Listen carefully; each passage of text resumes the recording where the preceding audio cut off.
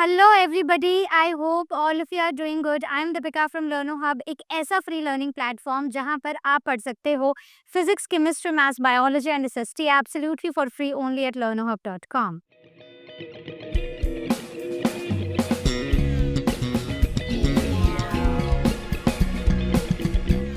आज हम स्टार्ट करने जा रहे हैं आईसीएसई क्लास 8 बायो के नेक्स्ट चैप्टर का रिवीजन और चैप्टर का नाम है नर्वस सिस्टम। तो सबसे पहले बात करते हैं उसी वर्ड की जिसका नाम है कोऑर्डिनेशन। कोऑर्डिनेशन क्या होता है? जैसे हमारी एक क्रिकेट टीम है, क्रिकेट टीम के सारे प्लेयर्स अगर एक कोऑर्डिनेटेड वे में खेलेंगे और अच्छे से खेलेंगे तभी मैच को जीत पाएंगे, है ना। कोऑर्डिनेशन नहीं होगी तो मैच हार जाएंगे।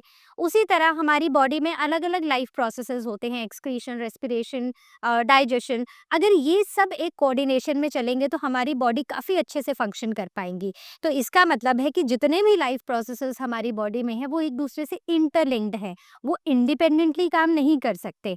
तो इंटरलिंकिंग जो होती है इन अलग अलग एक्टिविटीज़ की हमारी बॉडी में, जिससे हमारी इंटरनल एक्सटर्नल नीड्स फुलफिल होती हैं, सो इसी को हम कोऑर्डिनेशन कहते हैं।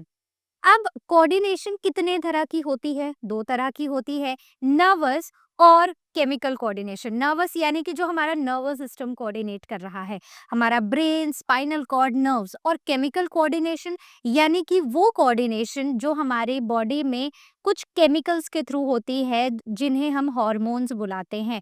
तो हार्मोन्स को हम केमिकल मैसेंजर्स बुलाते हैं। अब बात करते हैं हम इस चैप्टर में, वैसे तो सिर्फ और सिर्फ नर्वस कोऑर्डिनेशन की बात करने वाले हैं, लेकिन केमिकल कोऑर्डिनेशन के बारे में भी ब्रीफ में हम यहाँ पर डिस्कस कर लेंगे। सबसे पहले नर्वस कोऑर्डिनेशन मतलब एक ऐसी कोऑर्डिनेशन जहाँ पर हमारी बॉडी में फास्ट एक्शंस हो रहे हैं नर्व्स का यूज करके। दूसरी तरफ केमिकल कोऑर्डिनेशन मतलब हमारी बॉडी स्लो है, हमारी बॉडी में जो भी काम हो रहा है वो हार्मोनल कंट्रोल के अंदर है। तो ये वाला जो काम है ना, ये काफ़ी स्लोली होता है। बात करते हैं यहाँ पर कौन-कौन से आते हैं नर्वस कोऑर्डिनेशन में, कौन-कौन से ऑर्गन्स हैं।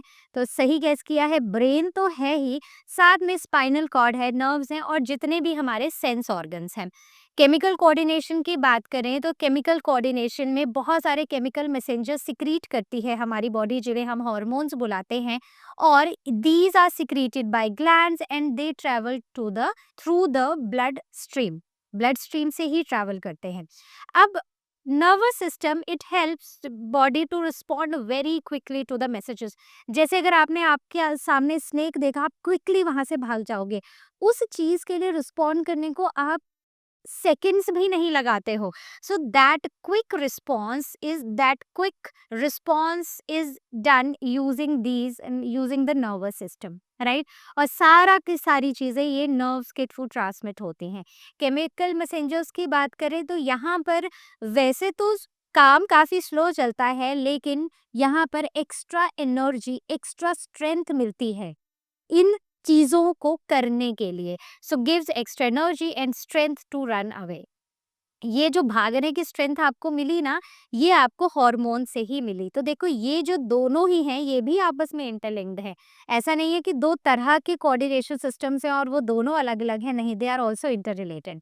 अब एग्जांपल्स में अगर हम आ जाए तो कुछ एग्जांपल सबसे पहले नर्वस सिस्टम के, जैसे कि अगर आपको भूख लगी है, जैसे ही आप अब खाना देखते हो ना, आपके ब्रेन में वो इन्फॉर्मेशन चली जाती है, आपका हाथ जाता है, उस खाने को उठाता है और अपने मुंह में डाल लेता है।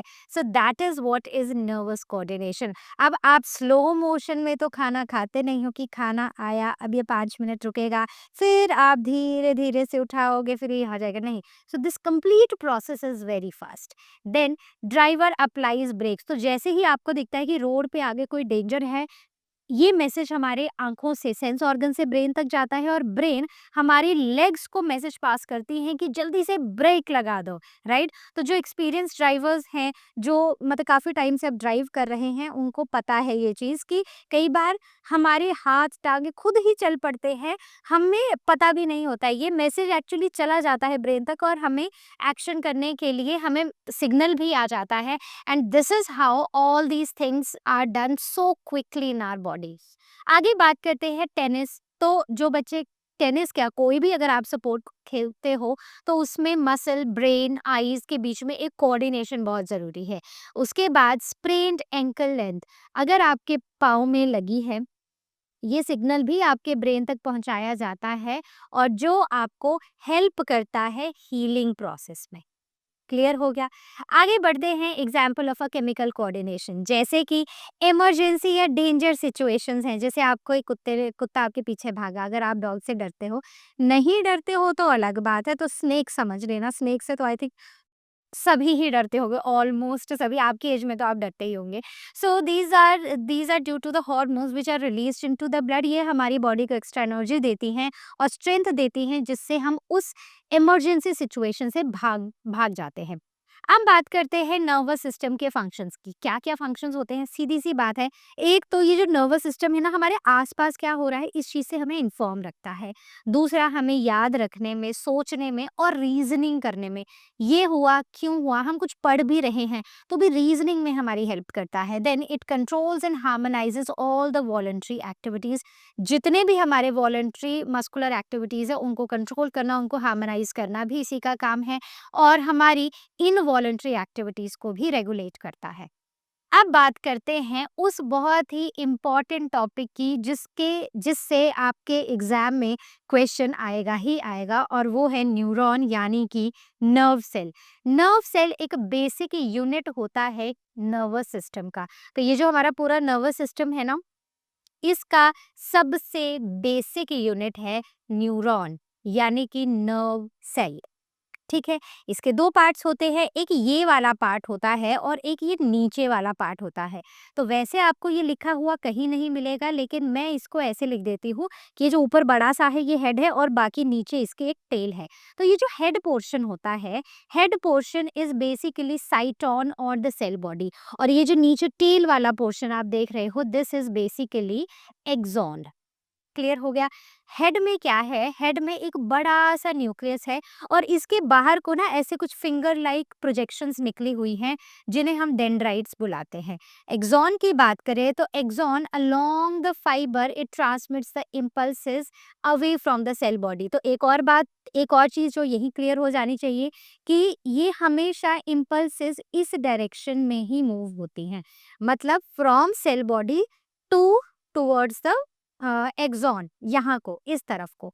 ठीक है, तो हेड से ही सब कुछ टेल की तरफ को मूव होता है, इम्पल्सिव सिग्नल्स मूव होते हैं। क्लियर हो गया यहाँ तक? कोई डाउट? आगे बढ़ते हैं। Let us now do the labelling of this neuron और the nervous system, starting with the head portion, यानी कि हम इस साइटोन की बात करने वाले हैं।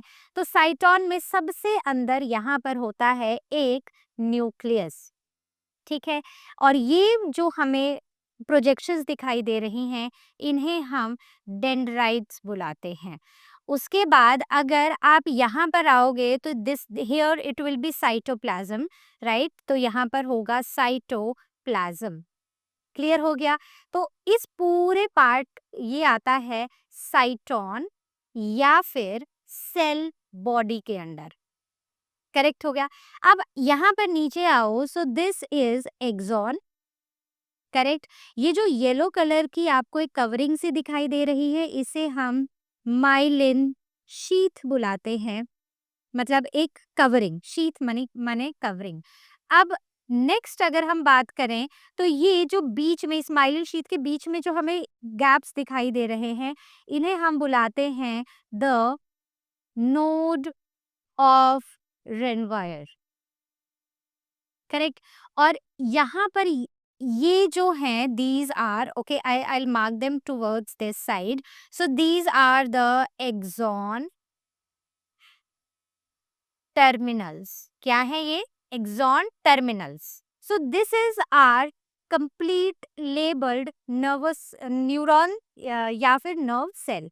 अब बात करते हैं, एक एक पार्ट को मैंने यहाँ पे क्विकली लिखा है, क्या किसका काम है, तो जल्दी से पढ़ लेते हैं। डेंड्राइट्स यानी कि ये वाले पोर्शंस, तो ये क्या करते हैं, ये किसी भी न्यूरॉन से, मतलब ये जो न्यूरॉन्स होते हैं ना, तो मान लो ये एक न्यूरॉन है, ये एक पूरा न्यूरॉन था, ये एक्सॉन है, इसके पीछे एक हेड वाला पोर्शन है और ये इसकी नर्व एंडिंग्स है, और ये दूसरे वाले न्यूरॉन की क्या है, डेंड्राइट्स हैं, मतलब सेल बॉडी वाला पार्ट है, हेड वाला पार्ट है। तो इनके बीच में ना कुछ माइक्रोस्कोपिक गैप्स होते हैं और एक न्यूरॉन से दूसरे न्यूरॉन को सिग्नल ट्रांसमिट होता है। तो ये न्यूरॉन इस न्यूरॉन को सिग्नल भेजेगा और इस सिग्नल को कौन रिसीव करेगा?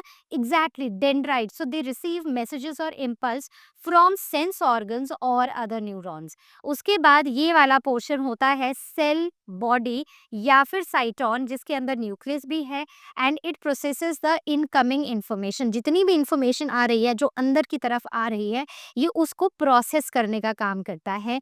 उसके बाद ये इंफॉर्मेशन एक्सॉन में चली जाती है, जो कि ये एक लॉन्ग प्रोजेक्शन सा है। ये साइटोन से इस इंफॉर्मेशन को अब दूर लेकर जाता है। उसके बाद आती है ये माइलिन शीथ। ये जो आप येलो कवरिंग के कलर की शीट देख रहे हो, ये हमारे एक्सॉन को कवर करती हैं और इसके अंदर मूव होने वाली, ट्रांसमिट होने वाली इम्पल्स को बहुत ही तेजी से आगे की तरफ को भेजती है। Next is node of रेनवायर। तो ये जो माइलिन शीथ के बीच में गैप्स होते हैं, these are the node of Ranvier, जो रैपिडली इस इंफॉर्मेशन को कंडक्ट करने में हेल्प करते हैं। Next are these terminal branches, जो एक्सॉन का एंड है, और impulses are pass to the next neuron और द मसल्स, राइट। तो यहाँ से अगले न्यूरॉन को या फिर मसल को इम्पल्सेस पास होती रहती हैं। अब बात करते हैं, जो मैंने आपको बताया था कि ये एक न्यूरॉन की नर्व एंडिंग्स है, ये दूसरे न्यूरॉन के डेंड्राइट्स हैं। इनके बीच में एक माइक्रोस्कोपिक गैप होता है, जिसे हम साइनैप्स बुलाते हैं। तो एक छोटा सा जंक्शन होता है दो न्यूरॉन्स के बीच में। तो यहाँ पर ऐसा लग रहा है कि ये आपस में ना जुड़े हुए हैं, बट एक्चुअल में ये जुड़े हुए नहीं होते। ये इनके बीच में कोई कनेक्शन नहीं होता, मतलब फिजिकली जुड़े नहीं होते हैं। यहाँ पर एक माइक्रोस्कोपिक गैप होता है, जिसे साइनैप्स बुलाते हैं। तो जो हमारे एक्सॉन टर्मिनल्स होते हैं एक न्यूरॉन के, they connect to the dendrite of the next neuron, और messages are transmitted across the synapse by neurotransmitters.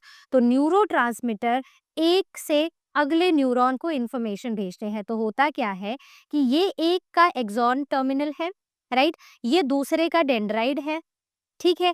तो जब इंफॉर्मेशन यहाँ तक, ऑलमोस्ट यहाँ तक पहुंचेगी ना, अब ये इंफॉर्मेशन केमिकल्स के फॉर्म में कन्वर्ट होना शुरू हो जाती है, जिन्हें हम न्यूरोट्रांसमीटर्स कहते हैं। बात क्लियर हो गई। अब यहाँ से जब इंफॉर्मेशन जाएगी दूसरे न्यूरॉन को, तो पहले ये छोटे छोटे केमिकल्स की फॉर्म में रिलीज होगी और इन केमिकल्स को नेक्स्ट न्यूरॉन रिसीव करेगा। बात क्लियर हो गई। So this is how the messages are transmitted from one neuron to the other. The flow of impulse is unidirectional. ये जो फ्लो है ना इम्पल्स का, ये जो सिग्नल का फ्लो है, ये एक तरफ को है, मतलब ये हमेशा इस तरफ को फ्लो होता है, साइटोन से टुवर्ड्स द एक्सॉन टर्मिनल, और फिर एक एक्सॉन टर्मिनल दूसरे साइटोन के साथ माइक्रोस्कोपिक गैप से कनेक्टेड होता है। सो this is one way flow, unidirectional flow. अब बात करते हैं स्ट्रक्चर की। तो स्ट्रक्चर कुछ ज़्यादा कोई कॉम्प्लिकेटेड नहीं है, मतलब होगा भी तो इस क्लास में नहीं है। तो यहाँ पर साइनैप्टिक बल्ब होता है, that is the axon terminal bulb. तो इसे हम साइनैप्टिक बल्ब बुलाते हैं। और प्री साइनैप्टिक मेम्ब्रेन होती है एक्सॉन में, ठीक है। तो ऐसे प्री साइनैप्टिक, ऐसे छोटे छोटे आपको ना ऐसे मॉलिक्यूल से आपको दिखेंगे, और फिर ये चले जाते हैं इस गैप के अंदर, ठीक है। ये वो है हमारी मेम्ब्रेन, प्री साइनेप्टिक मेम्ब्रेन, और यहाँ पर ना ये वो बल्ब्स हैं, ठीक है, और ये मेम्ब्रेन है। अब यहाँ पर ये माइक्रोस्कोपिक गैप है, जिसे हम साइनेप्टिक क्लेफ्ट भी बुलाते हैं। Then post synaptic membrane is on these dendrite, जो इस सिग्नल को रिसीव करेंगे। These are filled with the neurotransmitter vesicles that help to transmit the impulse. Clear हो गया। आगे बढ़ते हैं किस कैसे ये पूरी की पूरी इंफॉर्मेशन फ्लो करती है। तो डेंड्राइट से, डेंड्राइट में रिसीव होगी, डेंड्राइट से सेल बॉडी में जाएगी, सेल बॉडी से इस लंबे से एक्सॉन में जाएगी, एक्सॉन से इन टर्मिनल ब्रांचेस में जाएगी, और फिर ये हमारे नेक्स्ट न्यूरॉन या फिर मसल में चली जाएगी। Coming on to the direction of impulse में, what happens when we touch a hot object. तो जैसे ही हम एक हॉट ऑब्जेक्ट को जैसे ही टच करते हैं ना, यहाँ पर कुछ सेंस, ये हमारा सेंस ऑर्गन है। सो सेंसरी न्यूरॉन्स, तो यहाँ पर कैसे न्यूरॉन्स होते हैं? ऐसे न्यूरॉन्स जो सेंस करते हैं इंफॉर्मेशन को। तो यहाँ पर सेंसरी न्यूरॉन्स हीट को पिक करते हैं, इस सिग्नल को हमारे स्पाइनल कॉर्ड तक भेजते हैं। एंड एसोसिएशन न्यूरॉन्स, मतलब बीच में ना कुछ कनेक्टेड न्यूरॉन्स होते हैं, आगे पढ़ेंगे हम। तो ये वो न्यूरॉन्स होते हैं जो कनेक्ट करते हैं बाकी न्यूरॉन्स को। एसोसिएशन न्यूरॉन्स इसे मोटर न्यूरॉन को ट्रांसफर कर देता है। मोटर न्यूरॉन मतलब वो न्यूरॉन जो एक्शन करते हैं, मतलब ये वो हैं जो हमारे एक्शन हीरोज हैं, ये वो वाले न्यूरॉन्स हैं। ठीक है। जो मोटर न्यूरॉन्स हैं they send messages to the muscles and hand pulls back. ठीक है। अब मोटर न्यूरॉन जो है वो हमारे मसल्स को भेजेगा सिग्नल और मसल्स अपने हैंड को पीछे कर लेंगे। मतलब ये गरम वेसल था, मैंने जैसे ही टच किया, सेंसरी न्यूरॉन्स थे, उन्होंने इस इंफॉर्मेशन को मेरे सेंट्रल नर्वस सिस्टम को भेज दिया। ठीक है, मतलब मेरे स्पाइनल कॉर्ड को भेज दिया। स्पाइनल कॉर्ड में अब ये भी दो तरह के होते हैं, आगे बताऊंगी। तो जैसे ही स्पाइनल कॉर्ड को ये मैसेज चला गया, स्पाइनल कॉर्ड ने अब एसोसिएशन न्यूरॉन्स को मैसेज भेजा कि मोटर न्यूरॉन्स को बोलो कि वो गर्म है और हाथ हटाओ। तो जैसे ही मोटर न्यूरॉन्स मेरे इन मसल्स को सिग्नल देंगे, मैं हाथ हटा लूंगी। अब आपने देखा होगा कि ये सारा ही प्रोसेस बहुत क्विक होता है। मतलब जितना स्लो मैं बता रही हूँ कि यहाँ से सिग्नल वहाँ गया, वहाँ से सिग्नल यहाँ पर आया, इतना स्लो नहीं होता है। आप जैसे ही टच करते हो वैसे ही हटा लेते हो। तो ये पूरा का पूरा सिस्टम काफ़ी फास्ट होता है।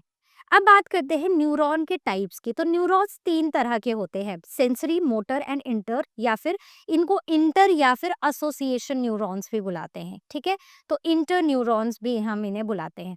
सेंसरी मतलब जो हमारे सेंस ऑर्गन्स में हैं, जो इम्पल्स को कैरी करते हैं, जो रिसीव कर रहे हैं, जैसे आईज, नोज, स्किन, और ये हमारा मैसेज जा रहा है ब्रेन को या फिर स्पाइनल कॉर्ड को। Okay, next, motor neurons.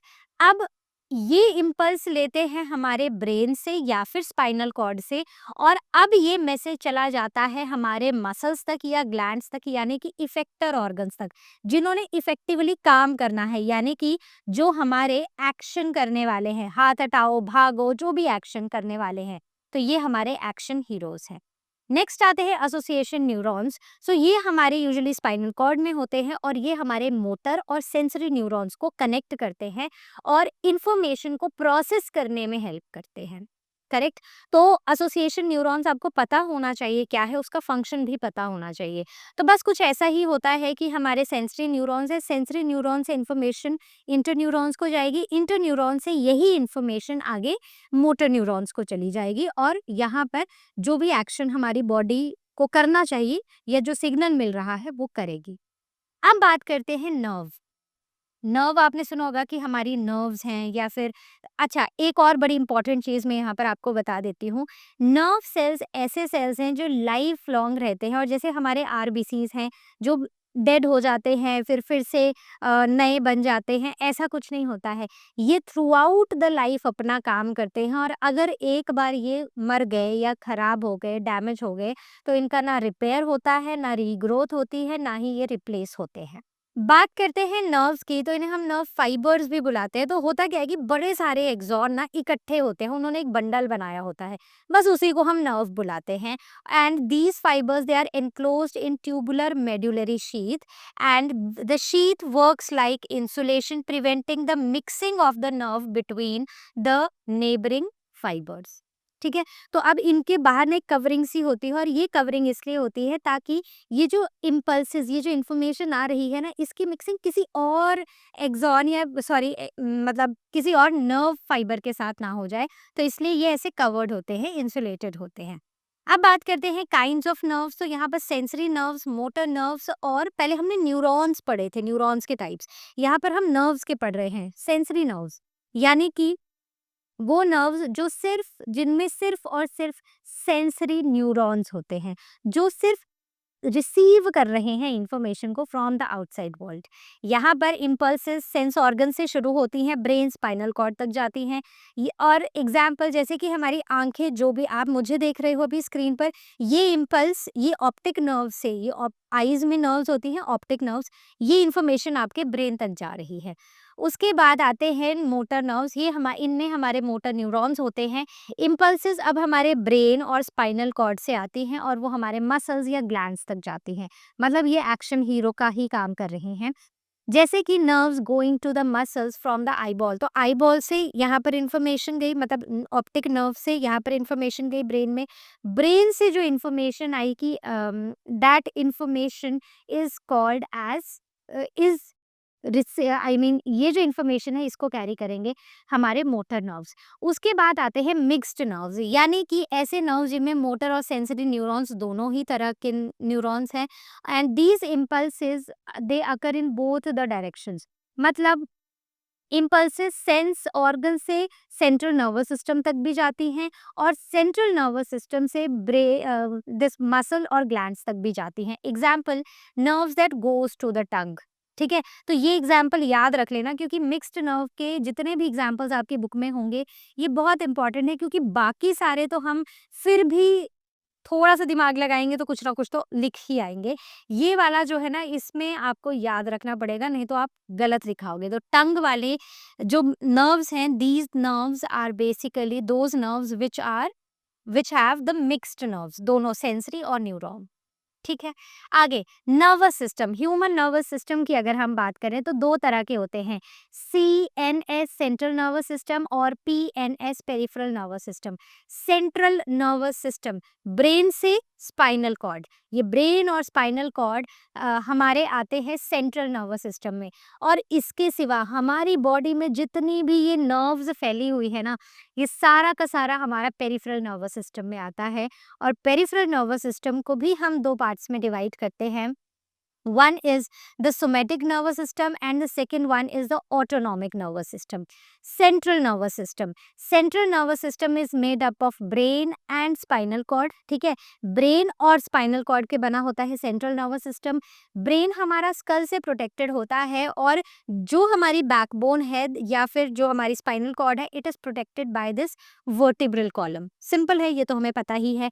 And it acts as the control centre of the body. तो बेसिकली ये जो हमारा सेंट्रल नर्वस सिस्टम है, ये हमारी बॉडी का एक तरह से कंट्रोल सेंटर है। आगे बात करते हैं पेरिफेरल नर्वस सिस्टम की, तो हमारी बॉडी में जितनी भी नर्व्स हैं जो या तो आ रही हैं या जा रही हैं towards the central nervous system, वो सारी की सारी पेरिफेरल नर्वस सिस्टम में आती हैं। इसके सिवा these are spread throughout the body to connect central nervous system with organs, muscles and skin. ठीक है, तो ये हमारी पूरी बॉडी में स्प्रेड हो जाती हैं और ये हमारे सेंट्रल नर्वस सिस्टम को ऑर्गन्स, मसल्स और स्किन के साथ कनेक्ट करती हैं। आगे बात करते हैं पेरिफेरल नर्वस सिस्टम की। तो पेरिफेरल नर्वस सिस्टम, देखो पेरिफेरल नर्वस सिस्टम काफ़ी ब्रीफ में है हमें यहाँ पर, तो हम इसको ब्रीफली यहीं पर डिस्कस करके ख़त्म करेंगे और उसके बाद हम सेंट्रल नर्वस सिस्टम को इन डिटेल डिस्कस करेंगे। Somatic nervous system, so it connect central nervous system to our sensory organ. जितने भी हमारे सेंस ऑर्गन्स है ना, सेंट्रल नर्वस सिस्टम को उन सेंस ऑर्गन से कनेक्ट करता है सोमेटिक नर्वस सिस्टम, हमारे स्केलेटन मसल्स के साथ और स्किन के साथ। मतलब इसका काम है कि सेंट्रल नर्वस सिस्टम को ये हमारे सेंस ऑर्गन्स, स्केलेटल मसल्स और स्किन के साथ कनेक्ट करता है। ये सारे ही काम इनवॉलंटरी होते हैं, मतलब ये जो भी काम करेगा ना वो हमारे वॉलंटरी होते हैं, वो हमारे कंट्रोल में होते हैं।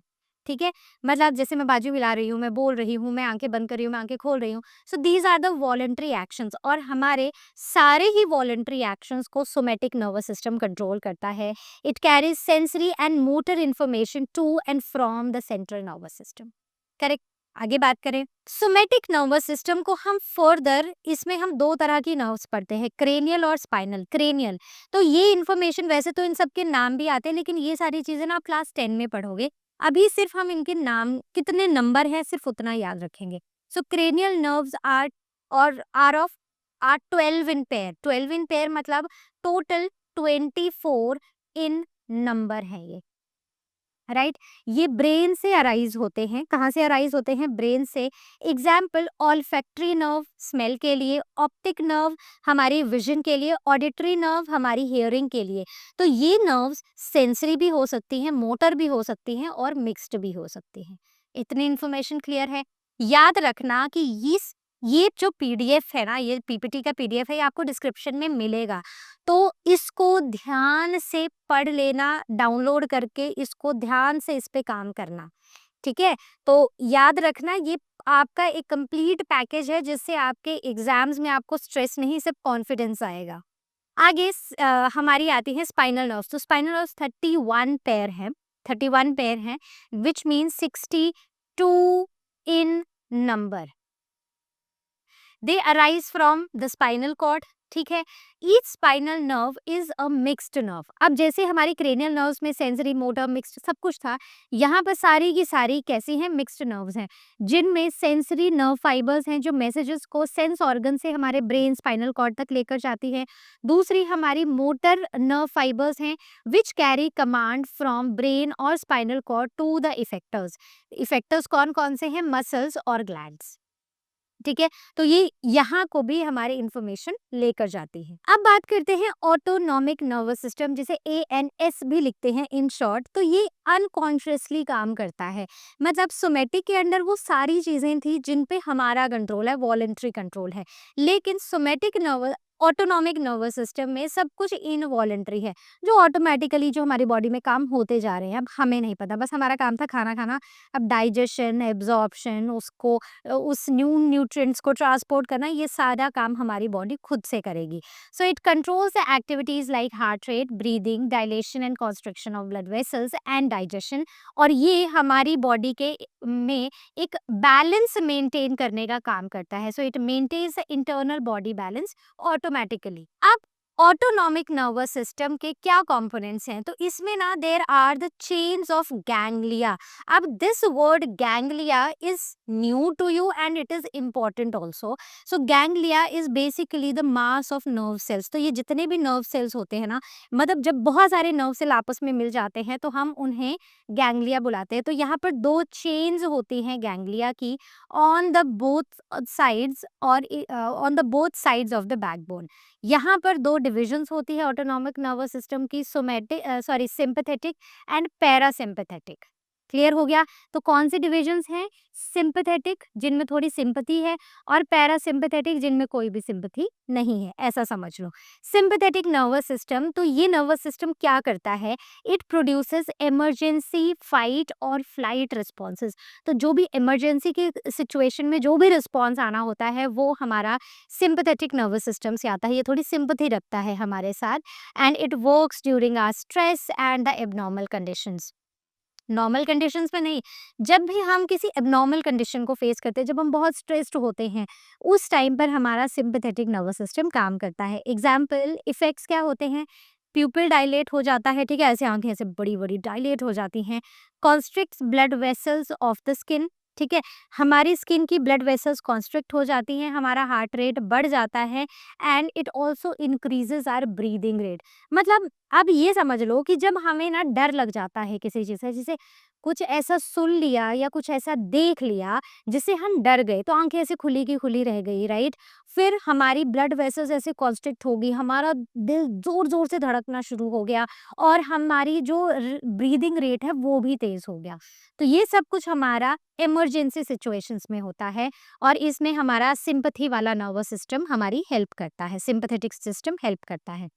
पैरासिम्पैथेटिक, इसका काम क्या है, तो ये बिल्कुल ऑपोजिट काम करेगा जो सिंपैथेटिक करेगा। मतलब जो सिंपैथेटिक ने हार्ट रेट बढ़ाया है, ब्लड वेसल्स को कॉन्स्ट्रिक्ट किया है, बिल्कुल उसका ऑपोजिट अब यहाँ पर होगा। So it restores the normal conditions once emergency is over, ठीक है। एक बार इमरजेंसी खत्म हो गई, ठीक है, उसके बाद यहाँ पर it restores the normal condition. अब मान लो वो जो इमरजेंसी सिचुएशन थी, अब वो खत्म हो गई, अब आपकी लाइफ नॉर्मल साइड पर आ रही है, तो बस इस चीज को नॉर्मल करने में पैरासिम्पैथेटिक आपकी हेल्प करेगा। वर्क्स ड्यूरिंग नॉर्मल और द रिलैक्स स्टेट, जैसे अभी हम दोनों एकदम नॉर्मल बैठे हैं ना, तो बस अभी हमारा पैरासिम्पैथेटिक सिस्टम काम कर रहा है। प्यूपल कॉन्स्ट्रिक्टेड होता है, ब्लड वेसल्स डायलेटेड होती हैं, हार्ट रेट स्लो होता है, मतलब जो नॉर्मल होता है उतना होता है, और डाइजेशन प्रमोट होती है। दोनों ही सिस्टम एक दूसरे के ऑपोजिट काम करते हैं, और ये दोनों ही अपनी अपनी तरह से हमारी बॉडी के बैलेंस को बनाए रखने का काम करती हैं। अब बात करते हैं पेरिफेरल नर्वस सिस्टम में हमने दो तरह के एक्शंस पढ़े, वॉलेंट्री और इनवॉलेंट्री। वॉलेंट्री मतलब जो हमारे कंट्रोल में है, जैसे जो हम नोइंगली कर रहे हैं, कॉन्शियसली कर रहे हैं, ये हमारा सेरिब्रम कंट्रोल करता है। जैसे एक बॉल नीचे गिरी है, उठा ली, हमारा रूम गंदा है, हमने साफ कर दिया, राइट? लिखना, चलना, टीवी का चैनल चेंज करना, ये सब हमारे वॉलंटरी एक्शंस में आता है। वहीं पर इनवॉलंटरी एक्शंस में ये वो सारे काम हैं जो हम अननोइंगली कर रहे हैं, ऑटोमैटिकली कर रहे हैं। So it is controlled by medulla oblongata and autonomic nervous system. तो ये जो हमारा मेडुला ऑब्लोंगेटा है, अभी पढ़ेंगे सेंट्रल नर्वस सिस्टम में, मेडुला ऑब्लोंगेटा और ऑटोनॉमिक नर्वस सिस्टम हमारे इन सारे एक्शंस को कंट्रोल करता है।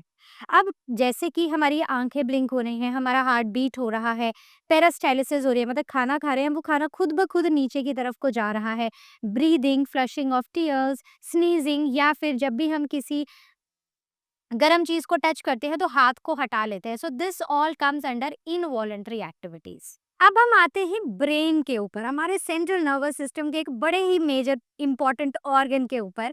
सो ये बहुत कॉम्प्लेक्स है और ये एक इम्पॉर्टेंट ऑर्गन है हमारी बॉडी का। It is a part of CNS, यानी कि सेंट्रल नर्वस सिस्टम का एक पार्ट है, और इसके पीछे को एक लंबी सी क्या जाती है, स्पाइनल कॉर्ड। जैसे हमने डायग्राम देखा था सेंट्रल नर्वस सिस्टम का, तो ऊपर एक गोभी सी है और गोभी के नीचे एक लंबी सी डंडी है, बस यही ब्रेन एंड स्पाइनल कॉर्ड है। अगर हम एक एवरेज एडल्ट के ह्यूमन ब्रेन का वेट देखें, so it is 1.5 KGs, 1.5 kilo का जितना भी आपका वेट है ना। अभी तो आप एडल्ट नहीं हुए हो, लेकिन जब आप एडल्ट हो जाओगे, जैसे मैं हूँ, तो मेरा जो वेट है ना, मेरे वेट में से 1.5 किलो जो है, अगर मैं उसको निकाल दूँ, वो सिर्फ मेरे ब्रेन का वेट है। करेक्ट। अब कैसे, क्योंकि ये बड़ा ही इंपॉर्टेंट ऑर्गन है, ये हमारी पूरी बॉडी में कोऑर्डिनेशन बना के रखता है, तो ये प्रोटेक्टेड होता है बाय स्कल या फिर क्रेनियम। ये जो एक हड्डी सी जो हम यहाँ पर फील करते हैं, ये एक बोनी प्रोटेक्शन होती है। इसके सिवा यहाँ पर मेनिंजीज होती हैं, कुछ लेयर्स होती हैं, प्रोटेक्टिव मेम्ब्रेन्स होती हैं, ये होती हैं 3 प्रोटेक्टिव मेम्ब्रेन्स।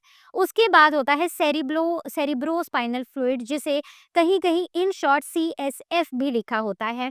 ये ब्रेन को ना कुशनिंग देता है। तो बेसिकली ये जो 3 लेयर्स होती है ना मेनिंजेस, इनके बीच में ना कुछ पानी होता है, और ये पानी एक कुशन सा बनाए रखता है हमारे ब्रेन के बीच में, मतलब इन लेयर्स के बीच में। अब आप गिर गए, आपको थोड़ा सा सिर कहीं टकरा गया, आपको कहीं हल्का सा झटका लग गया, तो उससे आपका ब्रेन डैमेज नहीं होता है, क्योंकि ये शॉक को एब्जॉर्ब कर लेती है। अब 3 मेन पार्ट्स हमारे ब्रेन के हैं, कौन-कौन से आप सबको पता है, सेरिब्रम, सेरिबेलम और मेडुला ऑब्लोंगेटा। सेरिब्रम ये जो सबसे ऊपर सबसे बड़ा वाला पोर्शन है, जो हमारी इंटेलिजेंस, मेमोरी और वॉलंटरी एक्शंस को, हम कितने इंटेलिजेंट है, कितना हम याद रखते हैं, जो भी हमारे वॉलंटरी एक्शंस है, उनको बस यही मेजर पोर्शन कवर करता है, ठीक है? तो ये जो ऊपर बड़ा सा पोर्शन है, दिस इज सेरिब्रम, करेक्ट। उसके बाद आते हैं सेरिब्लम पे। तो सेरिब्लम क्या है, ये जो आपको गोभी सी दिख रही है ना पीछे, बस ये गोभी हमारा सेरिबेलम है, ये बैलेंस और कोऑर्डिनेशन में हेल्प करता है।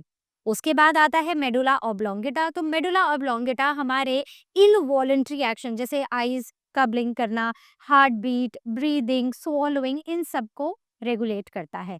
अब बात करते हैं एक एक की।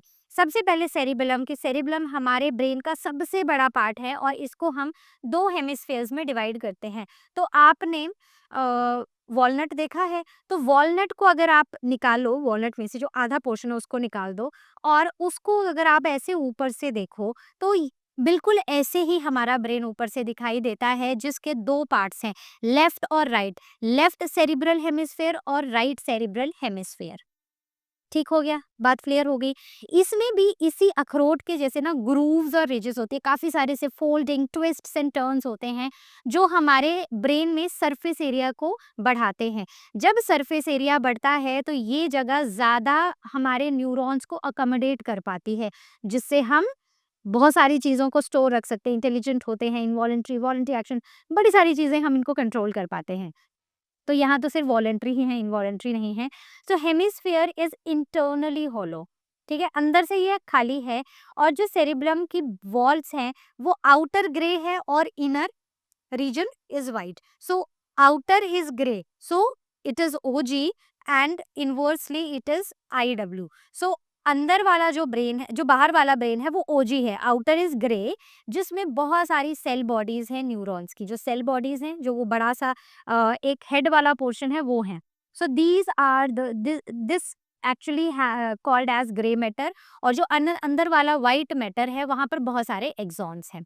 अब हमारे सेरिब्रम में करीब करीब 9 बिलियन न्यूरॉन्स होते हैं, इसीलिए तो ये फोल्ड्स, ये बहुत सारे स्ट्रक्चर्स हैं, रिजेस, ग्रूव्स हैं, ताकि सरफेस एरिया बढ़े और बहुत सारे न्यूरॉन्स हमारा सेरिब्रम अकोमोडेट कर पाए। फंक्शंस क्या हैं? It is a seat for intelligence, consciousness, हमारी मेमोरी, विल पावर, ये सब कुछ यहीं से आता है। दूसरा, ये हमारी वॉलंटरी एक्टिविटीज़ को भी कंट्रोल करता है, जैसे हमने पढ़ा। अब जैसे यहाँ पर अगर आप देखो, तो यहाँ पर ये बाहर वाला ग्रे मैटर है, ठीक है? सो दिस इज़ सेरिब्रम। अंदर वाला सॉरी, बाहर वाला ग्रे है, सो ओजी, राइट? और IG inner, sorry, IW inner is white, correct? ये जैसे यहाँ पर है, बाहर वाला क्या है? ग्रे है, और अंदर वाला क्या है? व्हाइट है। क्लियर हो गया? आगे बढ़ते हैं सेरिबेलम की। तो सेरिबेलम, ये जो हमारी गोभी है ना, जो यहाँ पर होती है, जिसे हम बोलते हैं ना, यहाँ मत मारो, यहाँ छोटा दिमाग होता है, बस यही छोटा सा दिमाग है, which is located below the cerebrum, और ये काफी छोटा होता है सेरिब्रम से। इसके फंक्शंस क्या हैं? ये बॉडी के बैलेंस को बनाए रखता है। It coordinates the muscular activities, जैसे कि हम कैसे बैठते हैं, हमारा पोस्चर क्या रहेगा, हमारी मूवमेंट्स, हमारे प्रिसिशन, इन सब को कंट्रोल करता है, कोऑर्डिनेट करता है। और सेरिब्रम डिसाइड्स द एक्शन। तो ये वाला जो पोर्शन है ना, ये मेमोरी है, ये इंटेलिजेंट है, ये एक्शंस को डिसाइड करता है। वहीं पर cerebellum, it carries out it carries out it by controlling the muscle contractions. अब इसने तो डिसाइड कर लिया कि क्या करना है, लेकिन उसको पूरा कंट्रोल करना, कोऑर्डिनेट करना, वो सेरिबेलम करेगा। ठीक है?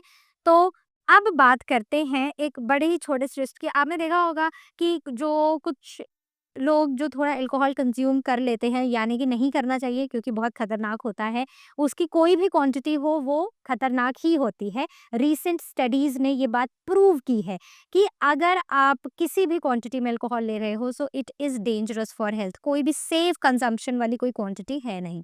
तो आपने देखा होगा कि वो लोग ना, उनका कोई कंट्रोल नहीं रहता खुद पर। वो क्या बोल रहे हैं, कैसे चल रहे हैं, कैसे लड़खड़ा रहे हैं, वो कुछ कंट्रोल नहीं कर पाते।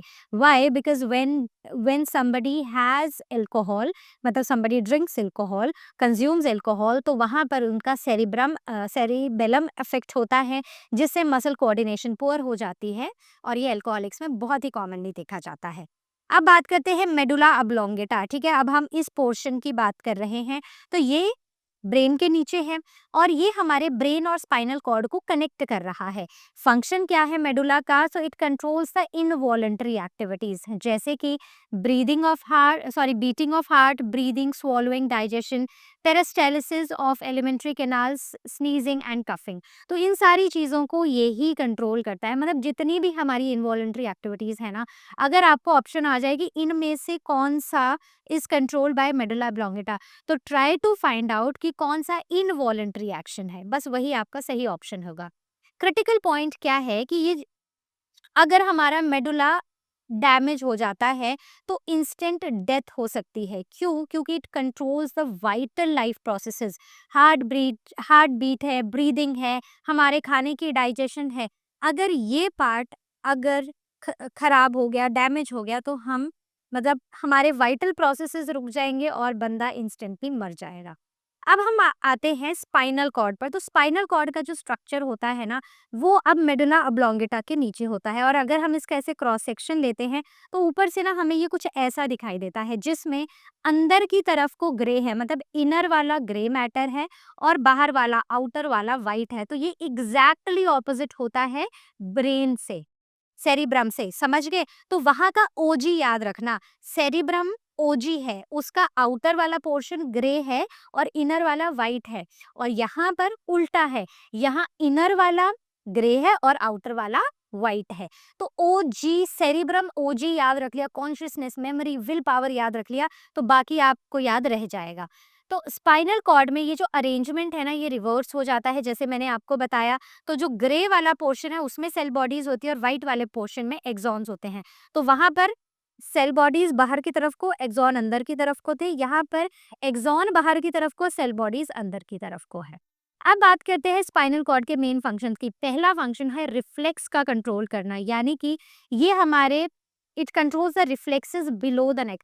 नेक के नीचे जो भी रिफ्लेक्सेस हैं, क्विक ऑटोमेटिक एक्शंस हैं, उन सब को ये कंट्रोल करता है। दूसरा, मैसेज का कंडक्शन, तो it carries sensory messages from skin and muscles to the brain. तो यहाँ पर सेंसरी मैसेजेस को जो स्किन से आ रहे हैं, मसल से आ रहे हैं, उनको ब्रेन तक पहुंचाने का ये काम करता है। दूसरा, motor commands from brain and to the muscles of trunk and limbs. तो दूसरा काम क्या है कि ब्रेन से मसल्स को, लिम्स की मसल्स को, ट्रंक की मसल्स को मैसेजेस भेजना। सिंपल। आगे चलते हैं रिफ्लेक्स एक्शन पे। ये बच्चों एक बड़ा ही इंपॉर्टेंट टॉपिक है जो आपको पता होना चाहिए। रिफ्लेक्स एक्शन, रिफ्लेक्स एक क्विक, इमीडिएट और ऑटोमेटिक रिस्पॉन्स है किसी भी स्टिमुलस का। ये होता है without the involvement of the brain. तो मतलब जब भी हम कोई रिफ्लेक्स एक्शन होता है ना, मतलब हम बोलते हैं ना कि ये तो रिफ्लेक्सली हो गया, मतलब ये तो रिफ्लेक्स था हमारा, कि जैसे कुछ आ रहा हो आपकी आंख के पास, आपकी आंख मतलब आईलिड्स ऑटोमेटिकली क्लोज हो जाती है। So this all happens by the reflex, right. तो इसमें ना आपका ब्रेन इन्वॉल्व नहीं होता, मतलब आप सोच थोड़ा ना रहे हो कि ये करना है ना, ब्रेन इन्वॉल्व नहीं है। ये हमारा सिर्फ और सिर्फ स्पाइनल कॉर्ड और पेरिफेरल नर्वस सिस्टम ये सारा काम कर जाता है। एक्शन का एग्जाम्पल अगर हम लें तो instant withdrawal of the hand, जैसे ही हम किसी हॉट ऑब्जेक्ट को टच करते हैं, या फिर अगर कांटा लगा तो इमिडिएटली हम ऐसे हाथ हटा लेते हैं ना, मतलब जैसे लगा हल्का सा चुभा और हाथ हटा लिया। This is also a reflex. तो जो भी काम आप ऐसे इमिडिएटली हाथ हटाना, इमिडिएटली भाग पड़ना, इमिडिएटली छुप जाना, डर जाना, मतलब जो भी ये इमिडिएट वाले आपके जो काम है ना, बिल्कुल ये रिफ्लेक्स होता है। So what is reflex arc? This definition is important. ये एक शॉर्टेस्ट पाथ है नर्व इम्पल्स का फ्रॉम अ रिसेप्टर, जिसने रिसीव किया, to the effector that makes the reflex possible. आपको याद है फिजिक्स में हम क्या पढ़ते हैं, डिस्टेंस और डिस्प्लेसमेंट। अब डिस्टेंस तो ऐसे घूम घूम घूम घूम घूम के आता है, डिस्प्लेसमेंट बिल्कुल सीधी होती है, बिल्कुल ये वही डिस्प्लेसमेंट है। अब जैसे मैसेज ब्रेन को जाएगा, ब्रेन बोलेगा कि चलो रिस्पॉन्ड करते हैं। अब मसल्स को हमने क्योंकि स्नेक देखा है, ठीक है, तो मसल्स, अब मेरी टांगों की मसल्स भागना शुरू करेंगी, नहीं, ये एक ऐसा शॉर्टेस्ट पाथवे है हमारे सेंसरी और इफेक्टर के बीच में ना, जो इंस्टेंटली, मतलब एकदम जहां पर रिएक्शन हमें देखने को मिलता है। सो this is reflex arc. Reflex arc का पाथवे सुनो। स्टिमुलस हमें मिला, ठीक है, हमने रिसीव किया, हमारे सेंस ऑर्गन है, मैंने गरम पतीले को हाथ लगा दिया था। अब सेंसरी न्यूरॉन्स ने इस इम्पल्स को स्पाइनल कॉर्ड की तरफ भेजा, इम्पल्स सेंसरी न्यूरॉन एंडिंग्स पर पहुंची, और impulse passes to the relay neuron, जिन्हें हम इंटर न्यूरॉन्स भी बोलते हैं। इन्होंने ब्रेन को नहीं, स्पाइनल कॉर्ड को सीधा सिग्नल भेज दिया। रिले न्यूरॉन ने इनको सीधा इम्पल्स को मोटर न्यूरॉन को भेजा। मोटर न्यूरॉन ने फटाफट से इम्पल्स ली, मतलब मोटर न्यूरॉन से ये इम्पल्स निकली स्पाइनल कॉर्ड के मोटर न्यूरॉन से, और ये हमारे इफेक्टर ऑर्गन तक पहुंच गई। इफेक्टर्स ने एक रिस्पांस प्रोड्यूस किया और मैंने अपना हाथ एकदम फटाफट हटा लिया, मेरे मसल्स ऐसे कॉन्ट्रैक्ट हुए और मैंने हाथ हटा लिया। बस एग्जैक्टली यही होता है। ये स्टेप्स हमें कई बार लिखने को आ जाते हैं और हमें ये नहीं पता होता है कि क्या लिखना है। तो stimulus, sensory receptors, sensory neurons, impulse, spinal cord, फिर sensory neuron endings, relay neurons आए बीच में, ठीक है, यहाँ से फिर मोटर न्यूरॉन्स आए, मोटर न्यूरॉन्स ने इम्पल्स को स्पाइनल कॉर्ड से दूर लेकर गई, मोटर न्यूरॉन की एंडिंग्स ने इफेक्टर ऑर्गन को कनेक्ट किया, तक ये पहुंची, कनेक्ट किया, और इफेक्टर ने रिस्पॉन्स को प्रोड्यूस किया। Receiving the stimulus, response, neurons, spinal cord, ये सारे ही वर्ड्स अगर आप अपने आंसर में नहीं लिखोगे तो आपके मार्क्स कट सकते हैं। अगर आपको कहीं पर कोई भी डाउट रह जाता है, remember, ask them on ask question section, और you can book your class with Learno Hub Swayam. कहीं पर कोई भी छोटे से छोटा डाउट आपको पूछना है और डिस्कस करना है। बात क्लियर है? आगे बढ़ते हैं, कुछ बेसिक टर्म्स की बात कर लेते हैं जो हमने अभी डिस्कस की हैं। स्टिमुलस मतलब कई बार 1 मार्क में ये टर्म्स भी एक्सप्लेन करने को आ जाती हैं। Stimulus, any change in the environment that causes a change in the body activity. हमारे आसपास कुछ चेंज हुआ, हमारे आसपास एकदम पीसफुल कंडीशन चल रही थी, अचानक से स्नेक आ गया, अब भागना तो पड़ेगा ना, तो वहां पर ये जो हमारे एनवायरमेंट में चेंज हुआ which causes the change in the body activity that is called as stimulus, so heat from the flame. ठीक है, एग्जाम्पल है रिसेप्टर, सेल्स ऑर्गन्स या फिर हमारे नर्व सेल ने स्टिमुलस को रिसीव किया। ये जो एनवायरमेंट में चेंज हुआ, इस चेंज को हमारे रिसेप्टर्स ने या सेंस ऑर्गन्स ने रिसीव किया। Next, impulse, so a wave of electrical disturbance, मतलब एक ऐसी वेव जिसने इलेक्ट्रिकल डिस्टर्बेंस क्रिएट की थ्रू आर नर्व्स, जो हमारे नर्व्स के थ्रू ट्रैवल की। आगे बात करते हैं इफेक्टर्स। इफेक्टर्स यानी कि मसल्स और glands where the response occurs, जहां पर रिस्पॉन्स होता है। Example, muscles of the hand. Then coming on to the response, वो एक्शन जो परफॉर्म किया जाता है हमारे आसपास के स्टिमुलस से, हमारे आसपास के एनवायरमेंट में के चेंज होने से। So that is the pulling of the hand. So that is our response. बात क्लियर हुई? तो ये सारी ही टर्म्स बहुत इंपॉर्टेंट है। अब अगर हम रिफ्लेक्सेस की बात करें तो दो तरह के होते हैं, एक होते हैं नेचुरल, एक होते हैं कंडीशन। नेचुरल इनबॉर्न होते हैं, मतलब जब हम पैदा होते हैं तब से होते हैं। इनको इन रिफ्लेक्सेस के लिए हमें सीखना या फिर एक्सपीरियंस करने की कोई ज़रूरत नहीं है, और ये हमारी बॉडी को प्रोटेक्शन प्रोवाइड करते हैं और फंक्शनल एफिशिएंसी हमें मिलती है।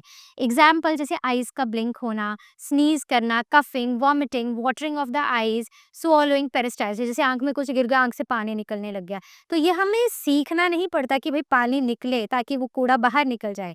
सो this is all present from our birth, ये इनबॉर्न है। अब आते हैं कंडीशन या फिर एक्वायर्ड, जो चीज़ें हम अपनी लाइफ टाइम में सीखते हैं, जैसे डेवलप्ड बाय लर्निंग और एक्सपीरियंसेस। जैसे जैसे ही मेरे सामने ना, मेरे तो सामने, मेरा तो सीधा है, जैसे ही मेरे सामने केक आ जाता है ना, मेरे माउथ से ना वाटरिंग शुरू हो जाती है, मेरे मुंह से ना पानी निकलना शुरू हो जाता है, मुझे केक्स इतने ज़्यादा पसंद हैं। So the salivation at the sight of the favourite food, और टाइपिंग ऑन द कीबोर्ड, या फिर प्लेइंग एन इंस्ट्रूमेंट। तो ये सारी चीज़ें ना विद टाइम हम सीखते हैं। मुझे क्या पसंद है, आज केक पसंद है, कल सिर्फ मैं चॉकलेट से संतुष्टि कर रही होंगी, या परसों मैं सिर्फ फ्रूट्स पे आ जाऊंगी। सो that is all that we learn during our lifestyle. Let us start with the practice question. सबसे पहला हमारा क्वेश्चन है आपके लिए, which of the following correctly represents the sequence of the reflex arc? तो वो जो रिफ्लेक्स आर्क का एक पूरा सीक्वेंस है ना, वो सीक्वेंस यहाँ पर कहाँ पर बताया है? तो देखो, सोचो, सबसे पहले कुछ ऐसा होगा जो सिग्नल को रिसीव करेगा, वो होंगे हमारे रिसेप्टर्स। ये रिसेप्टर्स के साथ कुछ न्यूरॉन्स लिंक्ड होंगे। कौन से होंगे? सोचो, जो सेंस करेंगे, सेंसरी न्यूरॉन्स। सेंसरी न्यूरॉन्स ये सिग्नल भेजेंगे हमारे इस वाले पोर्शन को, ब्रेन स्पाइनल कॉर्ड को। ब्रेन स्पाइनल कॉर्ड वहां पर मोटर न्यूरॉन को बताएंगे कि भाई करना क्या है, और मोटर न्यूरॉन जाके हमारे इफेक्टर ऑर्गन्स तक ये इम्पल्स लेकर जाएगा। तो रिसेप्टर सबसे पहले होना चाहिए, जो इस ऑप्शन में और इस ऑप्शन में नहीं है। ठीक है, दूसरा आना चाहिए हमारा सेंसरी न्यूरॉन, यहाँ पर है मोटर, तो ये भी ऑप्शन नहीं है। सो देखते हैं क्या ये सही है। सो पहले रिसेप्टर्स रिसीव करेंगे, सेंसरी न्यूरॉन को मैसेज जाएगा, मतलब जाएगा, सेंसरी न्यूरॉन्स इंटर न्यूरॉन को मैसेजेस भेजेंगे, इंटर न्यूरॉन्स मोटर को, और मोटर हमारे इफेक्टर्स को। So this is the correct option. Next, which part of the brain regulates thirst, hunger and body temperature? कौन रेगुलेट करता है हमारी प्यास, हमारी भूख, हमारी बॉडी के टेम्परेचर को? जल्दी से बताओ। So it is hypothalamus. Next, the autonomic nervous system has two divisions. ठीक है, दो डिविजन्स होती हैं, sympathetic and parasympathetic, which works as, कैसे? सिमिलर सिस्टम्स हैं? नहीं, these are the opposite system. जहां सिंपैथेटिक सिस्टम स्ट्रेस में, एबनॉर्मल कंडीशन में हमारी हार्ट बीट को बढ़ा रहा है, हमारे प्यूपल्स को डायलेट कर रहा है, वहीं पर पैरासिम्पैथेटिक उस सब को कूल डाउन कर रहा है। So the correct option over here is the opposing systems. Next, in humans, the number of pairs of cranial nerves is, तो कितने number of pair of cranial nerves हैं? तो cranial nerves are total 12. Which part of the neuron receive impulse from the another neuron? कौन सा होता है? Exactly, axon. Next, the white matter of spinal cord contains, तो अगर आपको याद हो तो ओ सॉरी, जो वाइट जो ग्रे वाला मैटर होता है उसमें क्या होते हैं? उसमें होते हैं सेल बॉडीज, और जो वाइट वाला पोर्शन होता है उसमें होते हैं एक्सॉन्स, सारी की सारी टेल्स होती हैं। Which what is the role of the interneuron in the reflex arc? क्या रोल है? To detect the stimulus? नहीं. To carry the impulse to the effector? नहीं. To connect sensory and the motor neuron. Clear हो गया? Next, the voluntary nervous system control, sorry, the autonomic nervous system controls. तो autonomic nervous system किस चीज को control करता है? Voluntary actions या इनवॉलंटरी एक्शन? सोचो सोचो सोचो सोचो. It controls the involuntary activities. Which of the following is not an involuntary action controlled by medulla? कौन सा है वो? Walking, sorry, breathing, digestion, heart beat और walking. So walking is not controlled by this is controlled by the cerebellum. Correct? Okay, a student touches a hot vessel and immediately withdraws his hand before even realizing it was hot. So the quick action is possible because brain sends messages very quickly. ऐसा नहीं है. Spinal cord acts first to protect the body. That is right. ठीक है. Next question. A girl touches a thorn and feels pain slightly later, but the hand withdraws instantly. The immediate withdrawal happens because. तो ये जो immediate withdrawal होता है ना, ये क्यों होता है? Brain processes pain before muscles move? No. Sensory impulse jumps directly to the motor neuron in the brain? ऐसा भी कुछ नहीं पढ़ा है हमने. Spinal cord triggers a quick response before brain receives the message. That is right. Next, this is the home assignment for you class 8 students. ध्यान से सारे क्वेश्चंस को रिलीज एक टेस्ट की तरह लेना, अच्छे से आंसर लिखना, नीट एंड क्लीन जैसा आप एग्जाम में आंसर लिखोगे अगर ये क्वेश्चन आ जाता है. और उसके बाद सेल्फ रिव्यू करना, सेल्फ चेकिंग करना या फिर अपने पेरेंट्स से करवाना. डाउट लगेगा कहीं पर कोई भी तो आज क्वेश्चन सेक्शन में पूछना या फिर लर्नो हब स्वयं में क्लास को बुक कर ले. So this way we have completed one more chapter of revision, that is the nervous system. अब हम मिलेंगे नेक्स्ट टाइम जहां पर हम कुछ और चैप्टर्स को डिस्कस करेंगे. Till then all of you take care और स्ट्रेस को घटाओ और कॉन्फिडेंस को बढ़ाओ. उसके लिए हमारी रिवीजन रेस सीरीज को फॉलो करते रहो. So see you next time and as all of you know, Learno Hub मतलब फ्री है पर बेस्ट है.